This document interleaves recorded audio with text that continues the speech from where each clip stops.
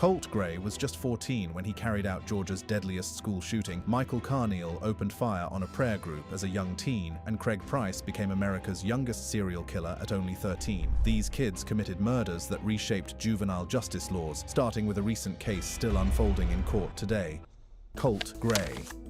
On September 4, 2024, 14-year-old Colt Gray carried out the deadliest school shooting in Georgia's history at Apalachee High School. Gray had concealed an AR-15-style rifle in his backpack, disguising it as a school project. After leaving his algebra class, he retrieved the weapon and began firing. The attack killed 4 people: students Mason Schermerhorn and Christian Angulo, both 14, and teachers Richard Aspinwall, 39, and Christina Irimi, 53. A notebook found in his classroom contained detailed attack plans, including classroom diagrams and casualty estimates of up to 26 killed and 13 wounded. The warning signs were present but missed. In May 2023, the FBI had investigated Gray after anonymous tips about online threats, but found no probable cause for arrest. Gray's mental health deteriorated significantly before the attack. He experienced a severe anxiety attack on August 14, 2024, and asked his mother to admit him to a mental facility on August 31st. These cries for help went unanswered due to family disputes and financial constraints. Gray was charged as an adult with 55 counts, including 4 counts of malice murder and multiple assault charges. He pleaded not guilty in October 2024. As of July 2025, Gray remains incarcerated at the Gainesville Regional Youth Detention Center, where he can stay until his 17th birthday in January 2027. If convicted, he faces life in prison without the possibility of the death penalty due to his age. Staying in 2024 but crossing the Atlantic, we encounter a case that shocked the United Kingdom with its planned brutality.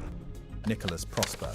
In September 2024, 18-year-old Nicholas Prosper murdered his entire family in their Luton, UK flat as part of a broader plan to become the world's most famous school shooter of the 21st century. On September 13, 2024, Prosper used a double-barreled shotgun purchased illegally the previous day for $650 with a forged firearms license to kill his mother Juliana Falcon, 48, his brother Kyle, 16, and his sister Giselle, 13. The murders were meticulously planned. Prosper aimed to kill 34 people total. His family, 30 children, 2 teachers, and himself, to surpass historical school shooting death tolls. He had conducted reconnaissance on St. Joseph's Catholic Primary School a year prior, noting schedules and security systems. He even designed a distinctive black and yellow uniform for his planned attack. The violence that night was extreme. Prosper shot his mother in the head after she tried to wrestle the shotgun away, shot Kyle in the chest before stabbing him over 100 times, and shot Giselle in the head as she hid. His plan was disrupted when the struggle with his mother became noisy, prompting neighbors to call police at 5:30 a.m. A note found in his cell detailed his massacre plan, and he told a prison practitioner he wanted to be famous and well known. On March 19, 2025, Prosper was sentenced to life imprisonment with a minimum term of 49 years. In July 2025, the Court of Appeal upheld this sentence, rejecting arguments for a whole life order due to his youth. He remains in a UK high-security prison deemed highly dangerous with little prospect of early release. Across the Atlantic, another case would shake America to its core with its racial motivations. Peyton Gendron.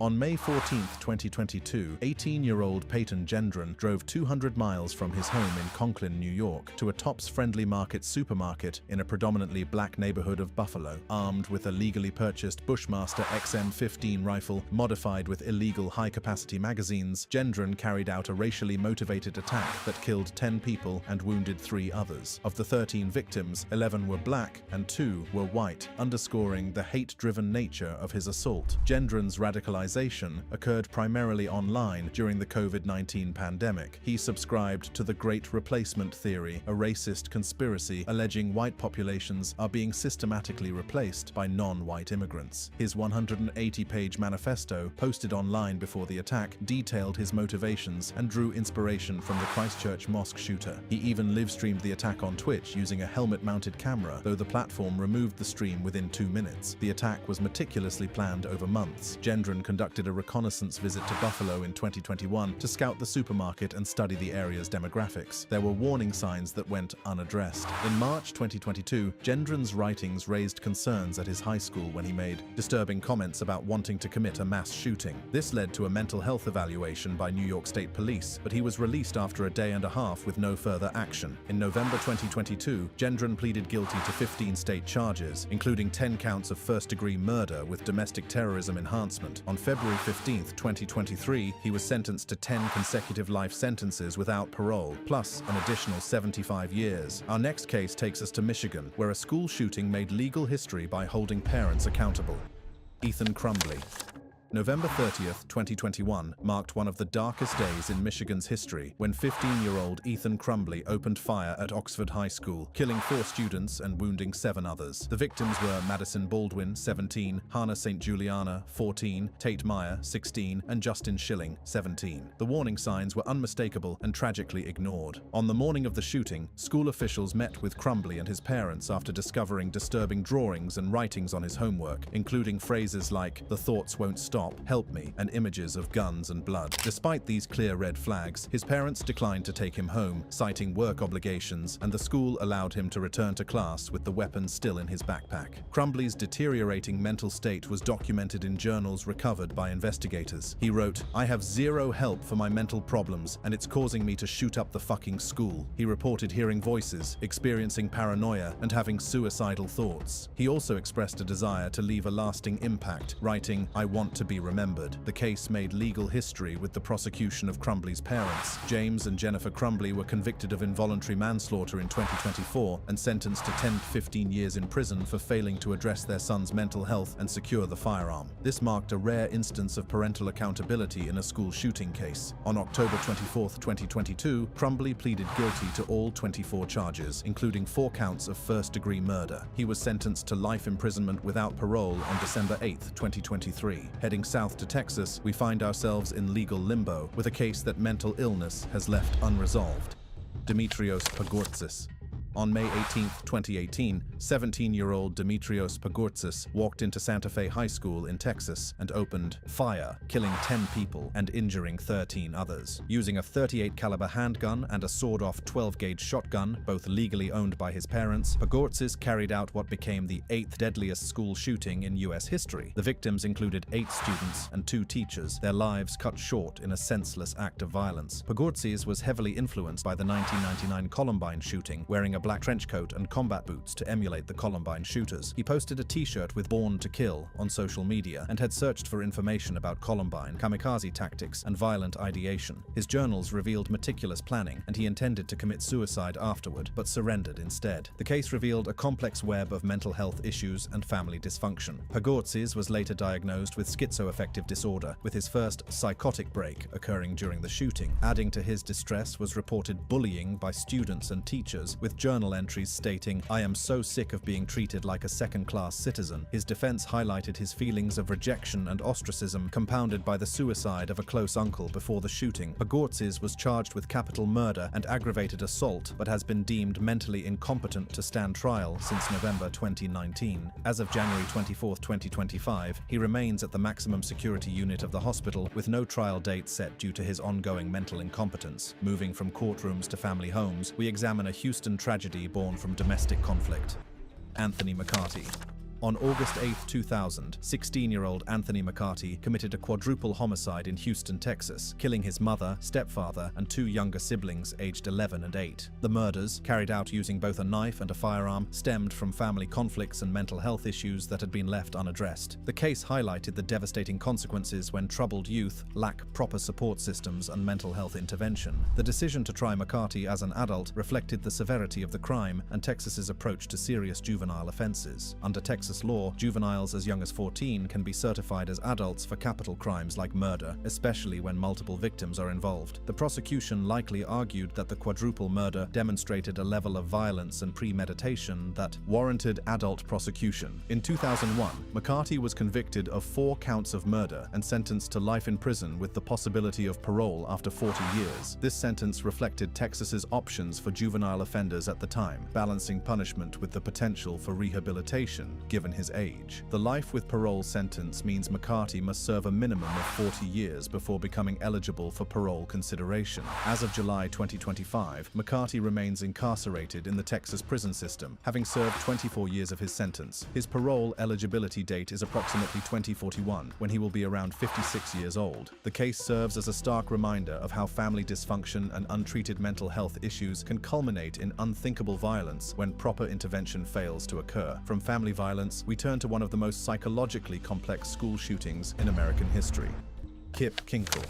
In May 1998, 15-year-old Kipland Kip Kinkle's name became synonymous with one of the most shocking school shootings in American history when he killed his parents and then opened fire at Thurston High School in Springfield, Oregon. On May 20th, 1998, after being suspended for bringing a stolen gun to school, Kinkle shot and killed his father, Bill, 59, and mother, Faith, 57, at their family home. The next morning, he drove to school and opened fire in the cafeteria, killing students Ben Walker, 16, and Mikael Nicolason, 17, while wounding 25 others. Kinkle's case was particularly disturbing due to the clear signs of mental illness that went undiagnosed and untreated. From age 12, he experienced auditory hallucinations and delusions, including believing that the Walt Disney Company and the government had implanted a microchip in his head. These voices reportedly urged him to commit violent acts, particularly intensifying after his suspension. Despite his parents' efforts to seek help, including therapy sessions, his underlying paranoid schizophrenia remained undiagnosed. The warning signs extended beyond mental health issues. Kinkle had an intense fascination with firearms and explosives from an early age, building gasoline-based bombs and detonating them in a quarry. Police discovered 5 homemade bombs at the Kinkle home, along with a hand grenade and other explosive materials. In September 1998, Kinkle pleaded guilty to all charges to avoid a trial that would further traumatize victims. In 1999, he was sentenced to 111 years and 8 months without parole under Oregon's Measure 11. He currently remains at Oregon State Correctional Institution in Salem, where he has received mental health treatment and earned a college degree. Our journey takes us to America's last frontier, where isolation and trauma converged in deadly fashion. Evan Ramsey. On February 19, 1997, the small, isolated community of Bethel, Alaska, was forever changed when 16-year-old Evan Ramsey carried out Alaska's first and only documented school shooting at Bethel Regional High School. Using a Mossberg 512-gauge shotgun, Ramsey killed Principal Ron Edwards Sr., 50, and sophomore Josh Palacios, 15, while wounding 2 others. The 15-minute attack marked a tragic milestone for the state and highlighted the devastating effects of trauma, bullying, and peer manipulation. Ramsey's path to violence was marked by severe childhood trauma. His father jailed after an armed standoff, his mother lost to alcoholism, and years of abuse in 11 foster homes. Bullied relentlessly and battling depression since age 10, when he attempted suicide, Ramsey spiraled further. What made his case particularly disturbing was the peer involvement in planning the attack. In the 2 weeks leading up to the shooting, Ramsey shared his plans with over 15 students, 2 of whom actively encouraged him. James Randall taught him how to load and fire the shotgun, while Matthew Charles spoke of the infamy that would follow. On the day of the shooting, several students brought cameras to school and watched from the library balcony, indicating a disturbing level of peer complicity. Ramsey surrendered to police after gym teacher John Lane heroically intervened, likely preventing further casualties. Ramsey was tried as an adult and convicted on December 2, 1998, of 2 counts of first-degree murder, 3 counts of first-degree attempted murder, and 15 counts of third-degree assault. He is currently incarcerated at Wildwood Correctional Complex in Kenai, Alaska, and is eligible for parole in 2066, when he will be 85 years old. From Alaska's tundra to Mississippi's heartland, we encounter a case steeped in occult influences and dark manipulation. Luke Woodham. On October 1, 1997, 16-year-old Luke Woodham turned Pearl, Mississippi into a scene of horror. That morning, he murdered his mother, Mary Ann, in a brutal knife attack, then drove to Pearl High School, killing his ex-girlfriend Christina Menifee and student Lydia Dew, and wounding 7 others. Woodham's rampage stemmed from years of bullying, his parents' bitter divorce, heartbreak over his breakup with Menifee, and the dark influence of an occult group called The Croth. The Croth, led by an older teen named Grant Boyette, was fixated on themes of Satanism, Hitler, and spellcasting. Woodham's involvement with this group deepened after his breakup, with Boyette allegedly encouraging him to act on his rage by killing his mother and targeting his ex-girlfriend. A particularly disturbing incident involved Woodham and Boyette torturing and killing Woodham's dog Sparkle in April 1997, an act Woodham described in his diary as his first kill. His manifesto, handed to friend Justin Sledge during the shooting, read, "I am not insane, I am angry. I killed because people like me are mistreated every day." Assistant Principal Joel Myrick, armed with a .45 caliber pistol, confronted Woodham as he attempted to flee, detaining him until police arrived. Woodham was tried as an adult in 2 separate trials in 1998, both held in Hattiesburg due to extensive publicity. He was convicted of murdering his mother and received a life sentence without parole, then convicted of the school murders and received 2 additional life terms plus 140 years. As of May 2025, Woodham is incarcerated in Unit 2 of the South Mississippi Correctional Institution execution and is eligible for parole in 2046. Staying in the South, we examine a Kentucky tragedy that began with a prayer circle and ended in lifelong imprisonment. Michael Carneal.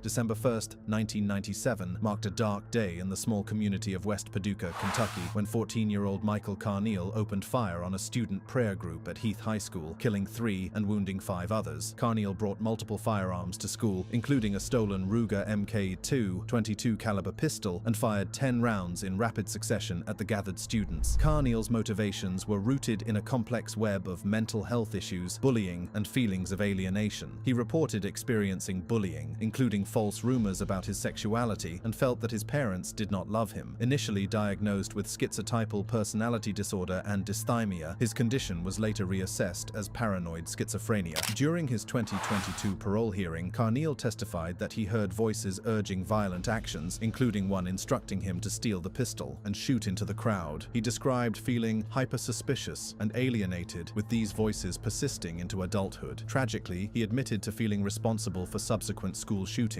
particularly Columbine, which led to suicidal ideation and hospitalization. In October 1998, Carneal pleaded guilty but mentally ill to 3 counts of murder, 5 counts of attempted murder, and 1 count of first-degree burglary. Due to his age, the death penalty was not applicable, and he was sentenced to life imprisonment with the possibility of parole after 25 years. He has been incarcerated at the Kentucky State Reformatory since June 1, 2001. Moving to Alabama, we uncover one of the most cold-blooded family massacres ever committed by a teenager. Mark Anthony Duke. March 23, 1997, witnessed one of Alabama's most shocking family murders when 16-year-old Mark Anthony Duke, motivated by anger over being denied use of his father's pickup truck, orchestrated the brutal killing of 4 family members. Duke, along with 19-year-old accomplice Michael Brandon Samra, murdered Duke's father Randy Gerald, Duke 39, his father's fiancée Deidre Mims Hunt 29, and her 2 daughters Chalisa Nicole Hunt 6 and Chelsea Marie Hunt 7. The murders were planned with chilling premeditation. Duke shot his father in the head and stabbed him with such force that the knife broke near the body. The violence escalated as Deidre Hunt attempted to flee with her daughters but was shot multiple times by Samra. Duke kicked in a bathroom door where Deidre and Chelsea were hiding, shot Deidre, and slit 6-year-old Chalisa's throat. 7-year-old Chelsea was found hiding under a bed, and Duke held her down while Samra slit her throat. The next morning, they returned to stage a robbery scene before Duke called 911, claiming they had killed his father. Duke was charged with capital murder and tried as an adult in 1999. The jury recommended death by a vote of 10-2, and he was sentenced to death by electrocution. However, the 2005 Supreme Court ruling in Roper v. Simmons, which banned capital punishment for offenders under 18, vacated Duke's death sentence. He was resentenced to life imprisonment without parole in 2005. Duke is currently serving his sentence at Holman Correctional Facility in Atmore, Alabama. His accomplice, Michael Brandon Samra, who was 19 at the time and thus eligible for the death penalty, was executed by lethal injection on May 16, 2019. The other 2 accomplices, Ellison and Collins, were released in 2013 after serving 16-year sentences for their lesser roles. Traveling west to Washington State, we explore a shooting that helped define the modern era of school violence. Barry Lukaitis.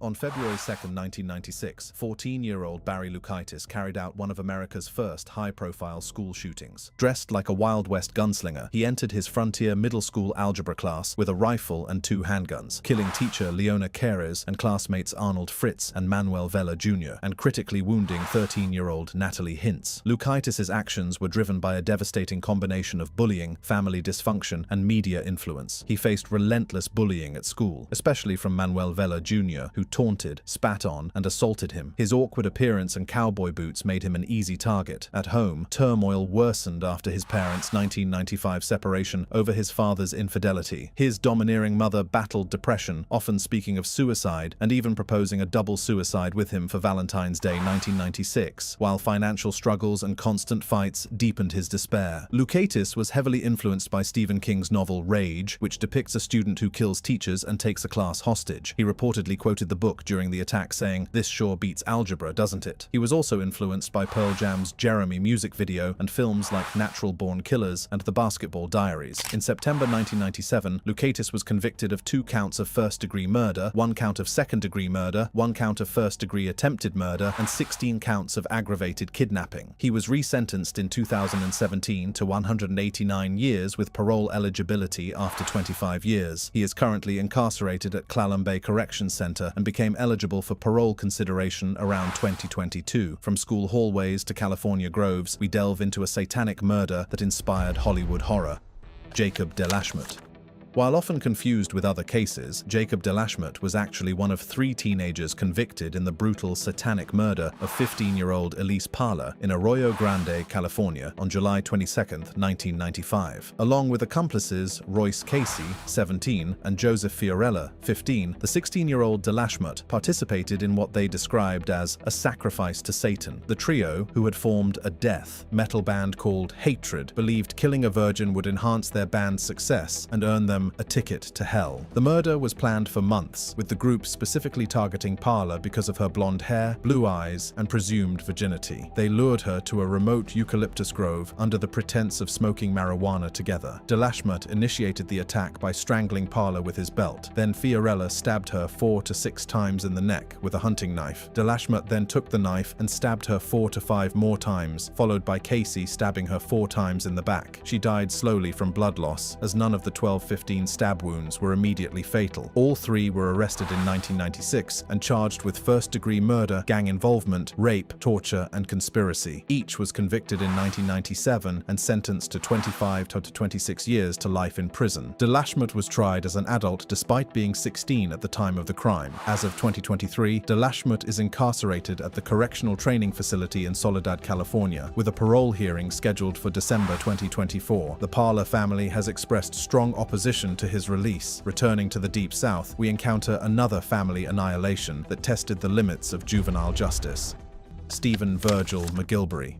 In October 1994, in the small community of St. Martin, Mississippi, 16-year-old Stephen Virgil McGilbory brutally murdered 4 family members using baseball bats. The victims were his mother, Patricia Purifoy, 44, his stepfather, Kenneth Purifoy, 44, his half-sister, Kimberly Self, 24, and his 3-year-old nephew, Christopher Self. McGilbory's motive was anger over being grounded and denied use of the family car following his expulsion from school and loss of a job. McGilbory enlisted the help of a 14-year-old accomplice, Chris Johnson, and they planned to steal Kimberly's green GEO Storm to sell for cash or drugs in New Orleans. Initially considering slitting the victims' throats, they opted to use baseball bats after finding the original plan impractical. The crime scene was particularly horrific. The next morning, when police arrived at the home, McGilbory confessed to the killings after waiving his Miranda rights. McGilbory was indicted on 4 counts of capital murder while engaged in robbery and tried as an adult. On February 8, 1996, a jury convicted him on all counts, and the next day he was sentenced to death. However, following the 2005 Supreme Court ruling in Roper v. Simmons, which banned executing minors, his death sentence was commuted to 4 consecutive life sentences without parole. McGilbory remains incarcerated in Mississippi, serving his life sentences with no possibility of release. Moving to the heartland, we examine how a simple family dispute escalated into quadruple murder. Robert Craig.